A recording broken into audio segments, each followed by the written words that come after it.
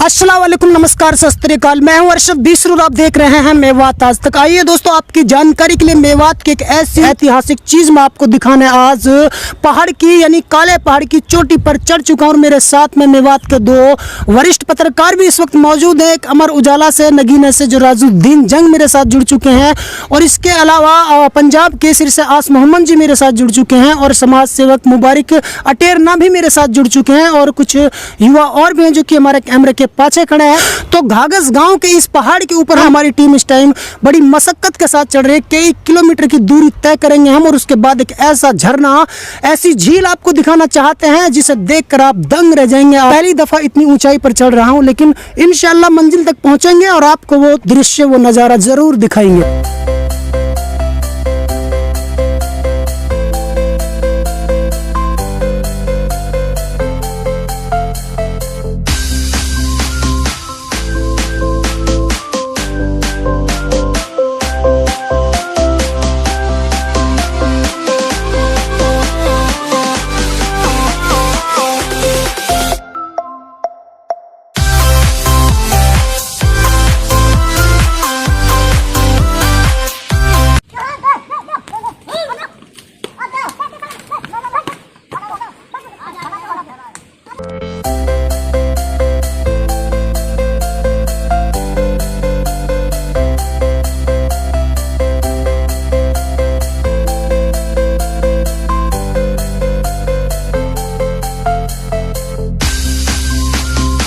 कि इस वक्त मेवात आज तक की टीम और मेरे सभी साथी पहाड़ की बिल्कुल चोटी पर पहुंच चुके हैं, लेकिन अभी भी आधा किलोमीटर दूर वो मंजिल है हमारी जिस जगह की हमें तलाश है। दादा मौजी खान का जो तालाब इस पहाड़ की चोटी पर बना हुआ है, लेकिन खास नज़ारे आपको दिख रहे हैं। मैं कैमरामैन से कहूँ जरा इस तस्वीर को दिखा दें। चारों तरफ से जो पेड़ पौधे हैं वो किस तरीके से हल रहे हैं। वाकई दादा मौजी खान ने यहाँ पर जो इसको तराशा है, वो इसलिए तराशा क्योंकि पूरे पहाड़ में कहीं हमें हवा नहीं लगी, बेहद भीषण गर्मी थी। लेकिन आपने देखा वो कई जगह पर हम लोगों ने पानी पिया था, कई जगह हमने आराम किया था, लेकिन इस जगह पर अजीब एक तरह से जन्नत की हवा चल रही है चारों तरफ से। ऐसी भी फैल है दुनिया की जो ऐसी हो, इसके सामने कुछ भी नहीं है।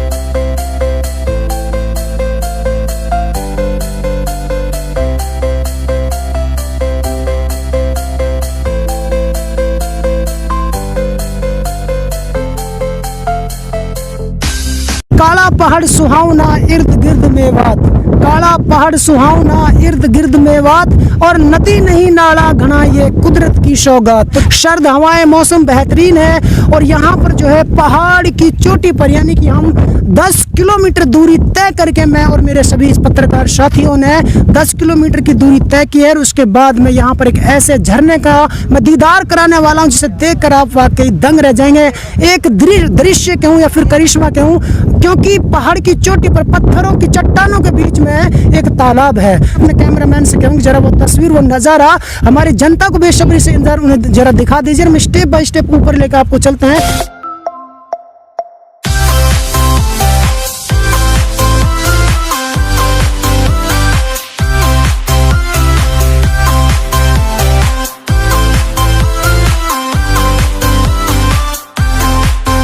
आपको नज़ारे दिखा रहा हूँ उस तालाब के जो पहाड़ की चोटी पर बना। यहाँ पर बड़ा पेड़ है, और उस पेड़ के अंदर जो है बच्चे हैं और कुछ युवा हैं जो कि ऊपर से कूदते हैं और पानी में नहाने की कोशिश कर रहे हैं। साइड में दिखाओ ना, ये देखिए दोस्तों, ये यहाँ का नज़ारा ही कुछ अलग। कितने पुराने ज़माने के पेड़ हैं, और उन पेड़ों पर कितने सारे जो हमारे युवा बच्चे हैं। देखो किस तरीके से, ये देखिए ये देखिए दोस्तों, ये एक अजीब नज़ारा है यहाँ पर। ऐसा नज़ारा आपने मेवात में कभी नहीं देखा होगा जैसा नज़ारा मैं आपको आज दिखाना दोस्तों। इसी को कहते हैं मेवात आज तक की खोजी टीम है जो यहाँ पहुंची है। हमने एक ऐसे तालाब को खोज लिया है जिसे देखकर दुनिया हैरत में रह जाएगी। जिला प्रशासन को और हरियाणा गवर्नमेंट को हम इस बात पर मजबूर कर देंगे कि वो इस तालाब के लिए बेहतरीन रास्ता दे, और गाँव से इसके लिए रास्ता जो चढ़ने का है लेकिन वो पत्थरों से चढ़ा जाता है। लेकिन हम जिला प्रशासन के डीसी साहब से, हरियाणा के मुख्यमंत्री मनोहर लाल खट्टर जी से निवेदन करते हैं कि मेवात में एक ऐसा झरना, ऐसा तालाब है जो कि लाजवाब है और इसके लिए रास्ता दिया जाए। और जिला और मेवात के तमाम समाज के लोगों से, तमाम नेता गणों से मैं कहना चाहता हूँ, तमाम समाज सेवक लोगों से कहना चाहता हूँ कि ऐसे जो धरोहर है, ऐसी ऐतिहासिक चीज़ है, उनके लिए आपको आगे आना चाहिए और इनको कम से कम पर्यटक स्थल बनाना चाहिए क्योंकि वाकई एक नज़ारा है। तो फिलहाल दोस्तों मैंने ये नज़ारा आपको दिखाया है। एक बार कैमरामैन को और पूरी तस्वीर को एक बार धीरे धीरे घुमा करके दिखा दीजिए।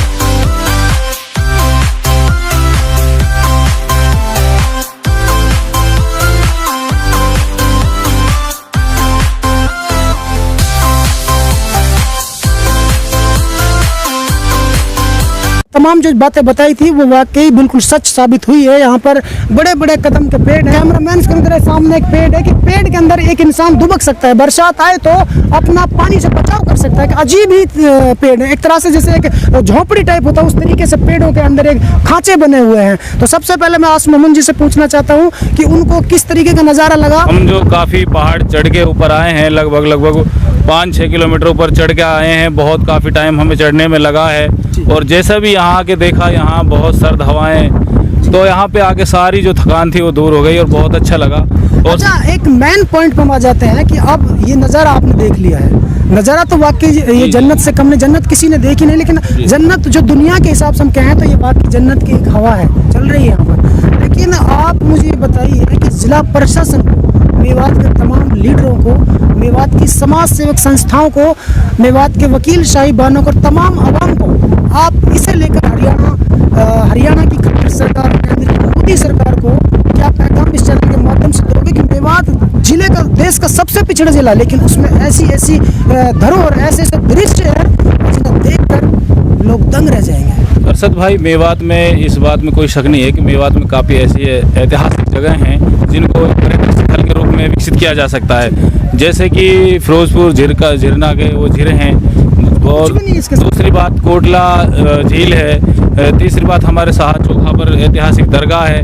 और अब यहाँ पे आपने देखा है तो ये मैं समझता हूँ कि मुझे यहाँ जो सबसे अच्छा लगा आके यहाँ पे कि इतनी बड़ी काफ़ी झील जो एक पहाड़ की चोटी पे मिली है मेवात में, मैं समझता हूँ पूरे मेवात में कहीं नहीं होगी। अजीब एक दृश्य है। तो मैं तो जिला प्रशासन से, आसिम मोहम्मद जी ने जिला प्रशासन को जो संदेश दिया है वो बिल्कुल काबिल तारीफ है, ऐसा होना भी चाहिए। तो हमेशा से जनहित के मुद्दे उठाए हैं और लगातार एक तरह से खोज करता रहता है ऐसी चीज़ों की, पुरानी जो ऐतिहासिक चीज़ें हैं। इसलिए आपको जानकारी लिए बता दूं, इनकी मिसिज को और इनको डीसी साहब ने भी अभी 15 अगस्त के मौके पर इसीलिए सम्मानित किया था क्योंकि ये वाकई काबिल तारीफ इंसान है और बेहतर चीज़ों की खोज करते रहते हैं। तो इस टाइम इन्होंने टीम को यहाँ बुलाया, मैं इनका धन्यवाद करता हूँ और इनका स्वागत करता हूँ मेवात आज तक। सबसे पहले मेवात आज तक का धन्यवाद और आपका धन्यवाद। राजुद्दीन, सबसे पहला सवाल आपसे हमारा ये है कि आपकी जो सोच है वो वाकई काबिल तारीफ है कि आपने प्रयास किया हमें यहाँ तक बुलाने का, लेकिन आज पूरा मेवात देखेगा।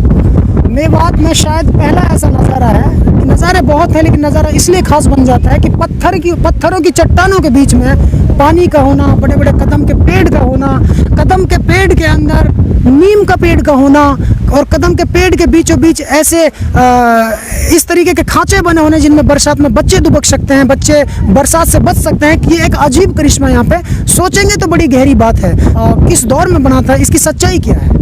आपको मैं सामने दिखा दूं, ये सैकड़ों साल पुराने जो दरख्त है, ये है कदम के। बिल्कुल ये जो दरख्त है यहाँ पर, ये गवाही दे रहे हैं कि ये हजारों साल पुराने हैं, ऐसा लगता है। बिल्कुल हजारों साल पुराना है। 1890 के आसपास पहले इसकी खुदाई दादा मोजी खान के ज़माने में। दादा मोजी खान कौन थे, एक बार बताइए। ये हमारे परदादा थे, हमारे परिवार पुरखे थे, घाघस गांव से थे और उनको 1940 के आसपास एक मेडल भी अंग्रेजी सरकार ने दिया था। वो मेडल आज भी हमारे पास सही सलामत महफूज है।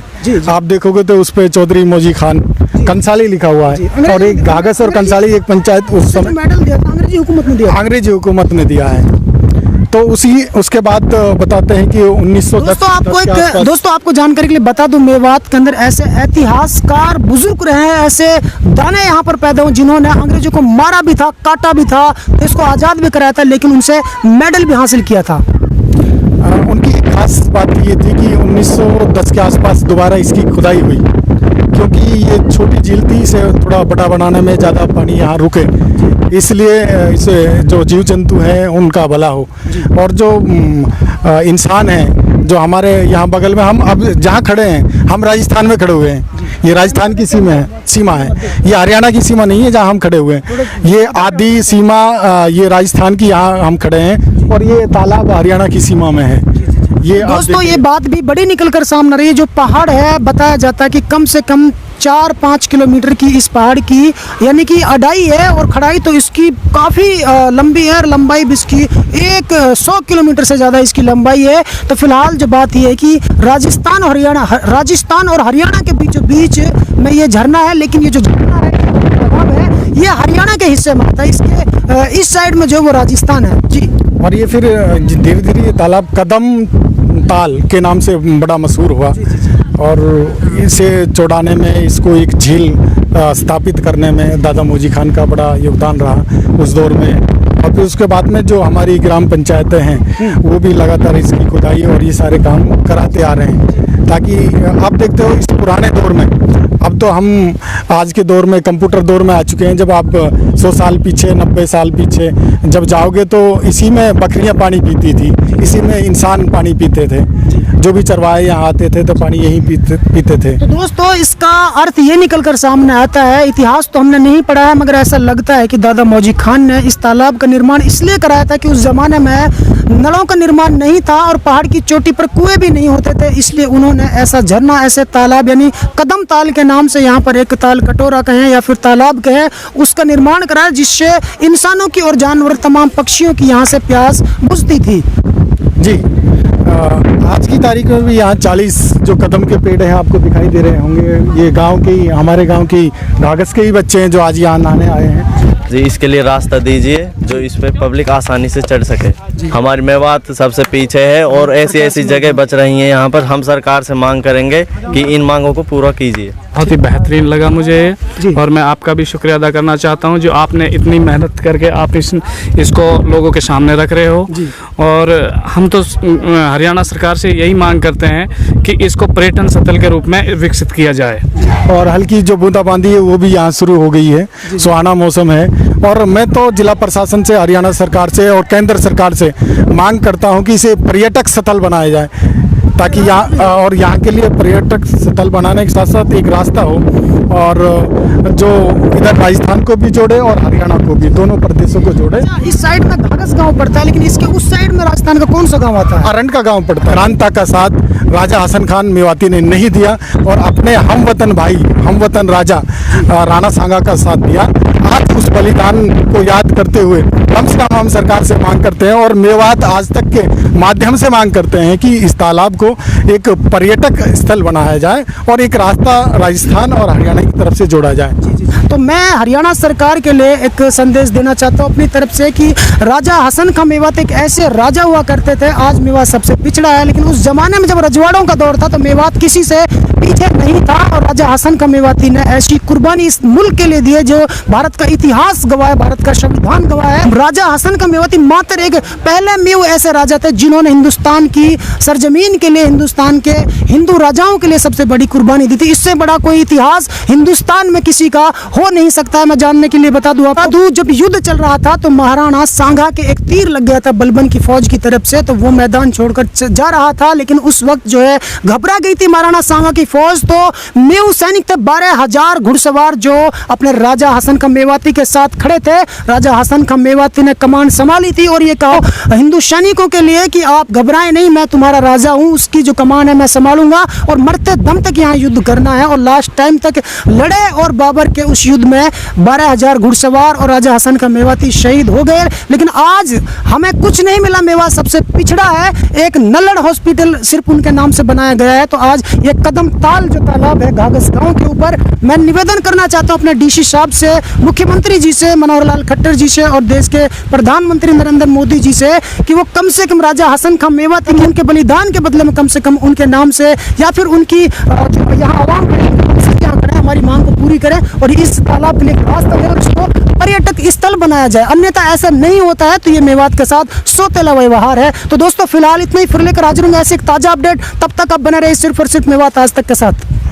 जो मेवात आज तक की टीम है, खासकर जो अरशद बिसरू साहब हैं, इस चैनल के मालिक हैं, वो आज इस धरोहर की स्टोरी करने आए हैं। मैं गुजारिश करता हूं अपने जो साथी हैं, बच्चे हैं, कि एक बार उनका तालियों से यहाँ पहुँचना।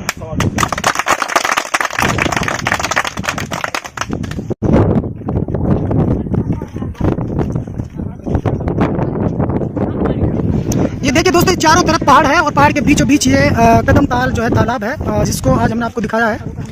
ये बच्चे अंदर नहा रहे हैं बिल्कुल पत्थरों की चट्टानों के बीचों बीच में। प्यारे दोस्तों, यदि आप हमारी इस वीडियो को फेसबुक पेज पर देख रहे हैं तो हमारे पेज को लाइक कीजिए, शेयर कीजिए। यदि इस वीडियो को यूट्यूब पर देख रहे हैं तो हमारे चैनल को सब्सक्राइब कीजिए और बेल आइकन घंटी को दबा दीजिए। प्यारे दोस्तों, यदि आपको लगता है कि हम समाज के लिए बेहतर काम कर रहे हैं तो आप हमारे चैनल की मदद कीजिए। तो दोस्तों फिलहाल इतना ही, फिर लेकर हाजिर होंगे देश और दुनिया से जुड़ी ताजा तरीन खबरें। तब तक आप बने रहिए सिर्फ और सिर्फ मेवात आज तक के साथ।